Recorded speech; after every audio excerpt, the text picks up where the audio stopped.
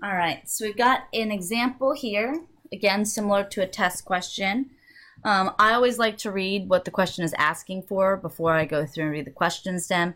So I see first, this is just asking what is the coefficient of determination. I need to close my thing so I can actually write. It's going to move stuff, whatever. All right, so what is the coefficient of determination? As soon as I see that, I'm remembering, okay, coefficient of determination, that's the silly-ass way to refer to r squared.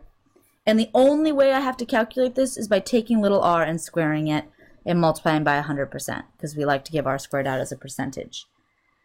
And then I don't have to read as carefully. I will maybe later, but for now, I don't have to read that carefully, because I can see the correlation coefficient between these variables. So 0.67 squared times 100%. Let me go ahead and figure that out. Gotta get my little calculator back. Boom. 0.61, 0.67 squared. So 44.89.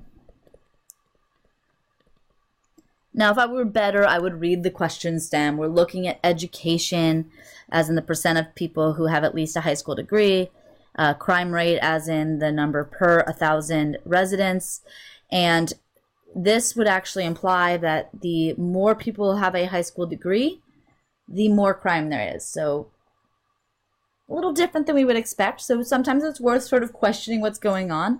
I'd like to see the data. I'd like to know what our sample size was.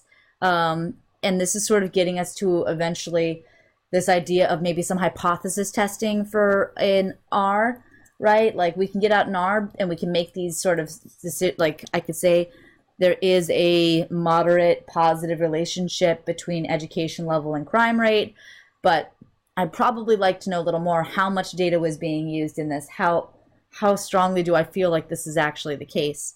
And then if we looked at the predictive power of our line looks like it has fair predictive power.